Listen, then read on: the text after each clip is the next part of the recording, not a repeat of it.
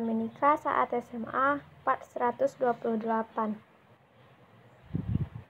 Sial, aku tidak yakin aku bisa menahan rasa malu yang sudah mau meledak ini. Pertama ketiduran, dan sekarang astaga Aku membuka pintu mobil, menyalip tasku, lalu menutupnya kembali dengan cepat. Sudah cukup, aku melangkah menuju rumah tanpa sekalipun menoleh ke belakang. Aku mendapati Mama duduk menungguku sambil tersenyum lebar. Oh, tadi pasti salah satu rencananya. Gimana tadi perjalanan pulangnya, Keh? Selamat sore juga, Ma. Balasku sarkastis. Aku baru saja pulang, dan itu hal yang pertama diucapkannya. Brian pasti sudah meracuni otaknya. Mama seperti tidak terpengaruh dengan sikapku, karena ia mulai membolak-balik majalah di pangkuannya, masih dengan senyum yang sama. Apa-apaan? Subscribe dulu ya. Apa dia lupa kalau aku bahkan belum memaafkannya dari kejadian 2 hari yang lalu? Aku berjalan dengan marah ke kamar. Sampai di sana, aku menutup pintu, lalu menyandarkan tubuhku di sana dengan perlahan. Aku kembali teringat apa yang terjadi di rumah Brian setelah itu. Kami, tepatnya Mama dan Tante Bunga, aku dan Brian hanya melakukan protes jika ada yang tidak kami setujui, melakukan diskusi yang panjang mengenai masalah pindah, dan setelah beberapa lama, muncul dengan akhir yang pasti. Brianlah yang akan pindah ke sekolahku. Tentu saja dia marah. Mereka berargumen panjang, hingga Tante Bunga harus menyeret Brian keluar dari ruangan untuk bicara privat dengannya. Aku tidak tahu bagaimana Tante Bunga mengatasinya, tapi saat mereka kembali, aku tidak bisa membaca pikiran laki-laki itu. Wajahnya tidak menampakkan ekspresi apapun. Brian akan pindah 2 bulan lagi, tepat saat pergantian semester. Dan itu final. Skip.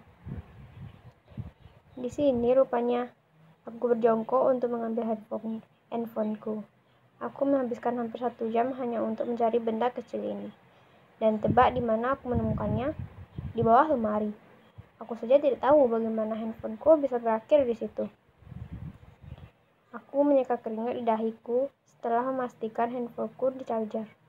Hari ini mungkin bukan hari yang menyenangkan, tapi aku tidak bisa bilang hari ini hari yang buruk juga.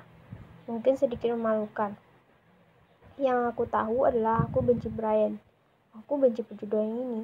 Dan hari ini sudah cukup membuat aku lelah. Dan di saat kepalaku menyentuh bantal, aku langsung tertidur. Skip. Cepet dong. Udah jam berapa telat nih? Suara Mama menggema seisi rumah. Buru-buru aku masukkan kaos kaki ke dalam tasku agar bisa kupasang di mobil nanti. Setelah memasang sepatu dengan asal-asalan, aku keluar dari kamar. Kayaknya udah siap kok, ini udah turun, teriakku sambil berlari kecil menuruni tangga. Segera saat aku sampai di tangga paling akhir, aku membetulkan sepatuku yang mulai tidak jelas bentuknya setelah dipakai berlari. Loh? Mataku membelalak kaget melihat laki-laki menyebalkan di hadapanku ini. Ngapain lo di sini? Samar-samar aku mendengar suara mobil yang semakin menjauh. Lama banget sih lo, kata Brian tanpa menjawab pertanyaanku tadi. Ia mulai beranjak dari sofa dan berjalan keluar. Tapi sebelum ia keluar dari rumah, oh iya, kata nyokap lo jangan lupa kunci pagar. Lalu menghilang di balik pintu. Setelah memastikan pagar sudah terkunci, aku masuk ke dalam mobil Brian yang sudah diisi pemiliknya dan terparkir di depan rumahku. Aku seharusnya sudah bisa menebak ini akan terjadi. Apalagi sih yang sedang direncanakan Mama kali ini? Mengingat sifat Mama yang terlalu kekanak-kanakan membuatku kesal dan menendang mobil Brian. Lo barusan nendang mobil gue, kata Brian sambil tetap fokus ke arah jalan. Gak sengaja. Lo beneran nendang Mickey, kata Brian lagi. Mickey? Mobil gue. Boy and his cars.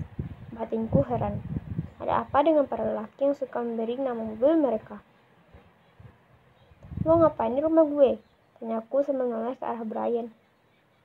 Perintah nyokap. Sekarang Tante Bunga juga ikut dalam rencana Mama. Baru saja aku akan membalas perkataannya, Brian ganti bertanya, "Lo ngapainin mobil gue?" Aku mengabaikan Brian dan mulai mencari kaos kaki yang tadi kumasukkan dalam tas. Setelah mendapatkan keduanya, aku melepas sepatu dan mengangkat kakiku ke dashboard untuk memasang kaos kaki. Gila, gue baru tahu ada cewek kayak lo. Sorry, gue gak main SRAM. Balasku ketus. Brian hanya diam, balas mengabaikanku. Paling tidak, dia tidak lagi membahas aku yang menendang mobilnya. Diam-diam aku menghembuskan nafas lega melihat bangunan sekolahku yang mulai tampak. Berada satu mobil dengan Brian benar-benar aurat dan membuatku tidak nyaman. Bagaimana nanti jika aku jadi menikah dengan orang ini? Oke, panggil Brian sebelum aku membuka pintu mobil. Apa? Nanti gue jemput jam 4. Jawabnya dengan nada datar. Kok lo lagi yang jemput gue? Tanyaku heran dengan nada ketus. Tidak lagi aku satu mobil dengan orang ini. Fitting baju. Oh, hening. Gue keluar deh, kataku setelah beberapa menit kemudian tak ada satupun dari kami yang berbicara. Nah, momen canggung lainnya. Skip. Satu hari ini, aku tidak bisa fokus pada satupun pelajaran yang diterangkan. Apa yang dikatakan Brian sebelumnya masih terngiang di kepalaku. Fitting baju. Mama dan Tante Bunga merencanakan pernikahan kami berdua 1 bulan lagi. Tepat 1 bulan lagi, aku akan berstatus sebagai istri orang. Mendengarnya saja aku geli. Padahal sedang tersering-sering iklan pernikahan dini diputar di TV. Tetapi itu tidak memberi pengaruh apapun kepada mereka yang berdua. Untuk membuat situasi ini lebih buruk, fakta bahwa aku bahkan belum punya KTP. Satu-satunya hal baik yang mereka putuskan adalah aku tidak akan tinggal bersama Brian, meskipun kami telah menikah. Setidaknya tidak sampai aku lulus SMA.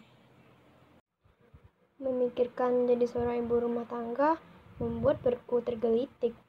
Mencuci piring, memasak, mencuci baju, menyetrika, mengepel, dan semua pekerjaan rumah lainnya. Bagaimana bisa aku mengerjakan semua itu sendiri?